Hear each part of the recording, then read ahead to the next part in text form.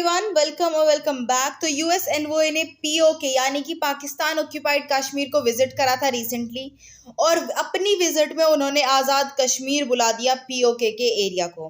अब इस बात पर इंडिया ने काफी ज्यादा ऑब्जेक्शन उठाया, प्रोटेस्ट करा है। यूएस की जो हरकतें हैं वो कुछ ऐसी लगने लगी है अब कि वो इंडिया के साथ रिलेशंस खराब करना चाहता है, या तो यूएस कोई ऐसा मैसेज सेंड करना चाहता है इंडिया को कि अगर आप रशिया के अगेंस्ट नहीं जाते तो हम भी पाकिस्तान से अपनी नजदीकियां बढ़ाएंगे, या फिर कोई और जियोपॉलिटिकल रीजन है। हम ये सब डिस्कस करेंगे। So without further ado let's get started.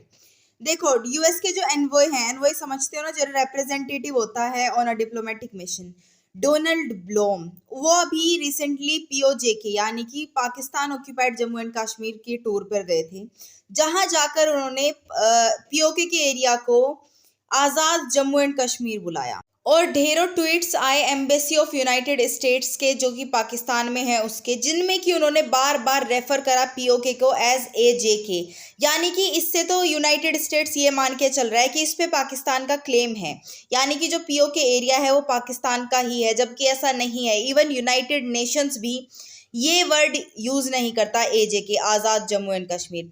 Even UN भी पाकिस्तान एडमिनिस्टर्ड कश्मीर बुलाता है पीओके के एरिया को, ना कि एजेके, क्योंकि ये काफ़ी कंट्रोवर्शियल टर्म है यूज़ करने के लिए। अभी ये डिस्प्यूटेड एरिया है और इस पर कोई फैसला नहीं आया है, तो आप ऐसे ही आज़ाद जम्मू कश्मीर बुला दोगे जस्ट बिकॉज पाकिस्तान उसको ऐसा मानता है या उन्होंने ऐसा इसको रखा है, इनका अलग प्रेसिडेंट दिया है, ये सब, लेकिन उसका कोई मतलब नहीं रह जाता। जो हमारी मिनिस्ट्री ऑफ एक्सटर्नल अफेयर्स के स्पोक्स पर्सन है अरिंदम बागची, उन्होंने बोला है कि हमने ऑब्जेक्शन उठाया है विजिट पर भी और फिर पीओके को एजेके बुलाने पर भी, और हमारा जो ऑब्जेक्शन है वो यूएस साइड को कन्वे कर दिया गया है। ये ट्वीट देख सकते हैं यूएस एम्बेसी इस्लामाबाद की। For many years, the United States has been committed to strengthening educational opportunities for residents of AJK. Again इन्होंने आज़ाद जम्मू कश्मीर यूज करा है अपनी मल्टीपल ट्वीट्स में। कुणाल सिंह, जो कि national security and foreign policy commentator है, उन्होंने अपने ट्विटर पर ट्वीट करा कि आज़ाद जम्मू एंड कश्मीर का कॉन्टिन्यूस यूज ये सजेस्ट करता है कि इंडिया और यूएस के रिलेशनशिप में सब कुछ सही नहीं है, और यूएस तो अभी के लिए ठीक भी करने में इंटरेस्टेड नहीं है इंडिया के साथ अपनी टाइज। ये रहा कुणाल सिंह का ट्वीट, और आप यूएस एम्बेसी का ट्वीट देख सकते हैं। अगेन एजेके का यूज बार बार इन्होंने अपने ट्वीट्स में करा है मल्टीपल टाइम्स।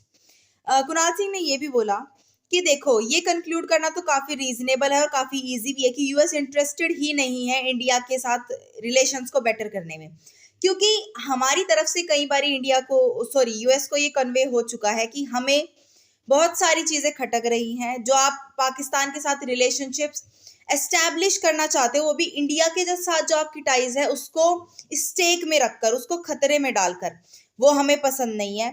F-16 पैकेज का देना भी इंडिया के खिलाफ ही एक तरीके से स्टेप था, क्योंकि सबको पता है, इवन यूएस को भी पता है कि वो चीजें इंडिया के अगेंस्ट ही यूज करता है पाकिस्तान। तो यूएस ऐसा नहीं है कि इन सब चीज से अवेयर नहीं है, यूएस अवेयर होते हुए ये हरकतें कर रहा है। FM स्मिथ, जो कि डायरेक्टर है एशियन स्टडीज सेंटर के एट द हेरिटेज फाउंडेशन, उन्होंने बोला कि मेरे ओपिनियन में यूएस ऑफिशियल्स को एजेके या फिर आज़ाद कश्मीर का जो टर्म है इसको यूज नहीं करना चाहिए।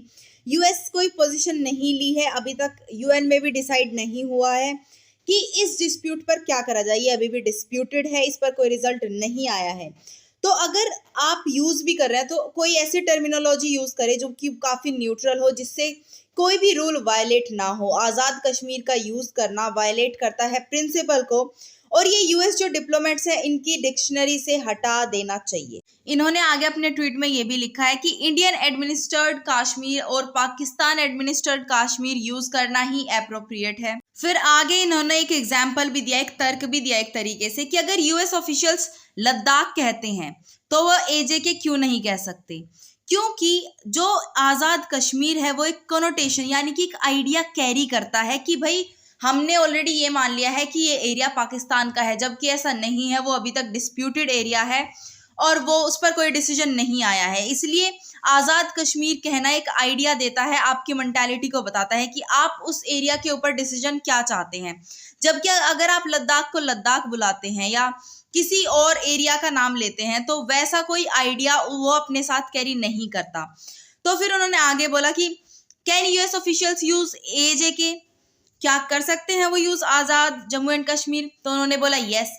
लेकिन क्या उनको करना चाहिए? उन्होंने बोला मेरे ओपिनियन में उनको नहीं करना चाहिए, बिकॉज ये प्रिंसिपल के अगेंस्ट जाता है। अब ये कोई पहली बार नहीं है कि किसी यूएस ऑफिशियल्स ने पीओजेके में विजिट करा है, यानी कि पाकिस्तान ऑक्यूपाइड कश्मीर में विजिट करा है और न्यू दिल्ली ने उस पर रिएक्ट करा है। नहीं, इसके पहले भी अप्रैल में US Congress women Ilhan Omar ने विजिट करा था पीओके में, और तब भी हमारी तरफ से उनको काफी शार्प रिएक्शन मिला था। और उस टाइम भी मिनिस्ट्री ऑफ एक्सटर्नल अफेयर्स ने ट्वीट करा था कि हमने नोट करा है यूएस रिप्रेजेंटेटिव इल्हान ओमर ने विजिट करा है इंडियन यूनियन टेरिटरी JNK के पार्ट को, जो कि करंटली इलीगली ऑक्यूपाई करा गया है पाकिस्तान ने।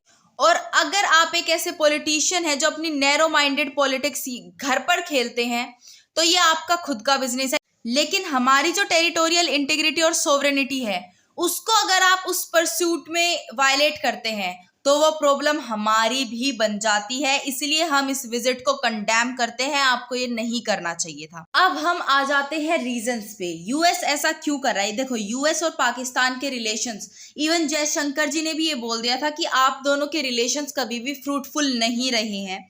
जब जब आपके और पाकिस्तान के रिलेशन बने हैं, तब तब पाकिस्तान ने आपको धोखा दिया है। आपको इंडिया के साथ ही टाइज अच्छे रखने पड़ेंगे। अल्टीमेटली आपका ये जो डिसीजन है इंडिया को डिच करना फिलहाल और पाकिस्तान की तरफ जाना, ये आपको ही भारी पड़ेगा। लेकिन देखो, जो एशियन कंट्रीज है उसमें से कोई भी कंट्रीज खुलकर रशिया के अगेंस्ट नहीं जाती, ठीक है।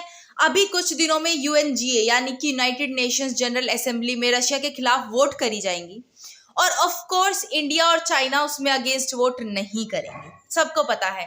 तो यूएस चाहता है कि वो पाकिस्तान को अपने अंडर करके रशिया के अगेंस्ट एक कंट्री खड़ा कर दे एशियन रीजन में भी। आपको पता ही है, कुछ दिनों पहले SCO मीटिंग में पुतिन और शहबाज शरीफ मिले थे। उन्होंने तापी गैस पाइपलाइन के बारे में बात करी थी कि हम भी उसका पार्ट बनना चाहते हैं और हम आपको डायरेक्ट सप्लाई करेंगे फिर गैस की। अगर ऐसा हो जाता है तो यूएस के लिए काफी सेटबैक होगा, और यूएस ये बिल्कुल नहीं चाहता कि ऐसा हो, और जो टाइज है रशिया और पाकिस्तान के बीच वो भी और ज्यादा स्ट्रोंग हो जाए। और इस वजह से भी यूएस बार बार कोशिश कर रहा है कि पाकिस्तान को किसी ना किसी तरीके से अपने अंडर ले लिया जाए और उनके डिसीजंस बेसिकली यूएस के डिसीजंस से रिफ्लेक्ट हों।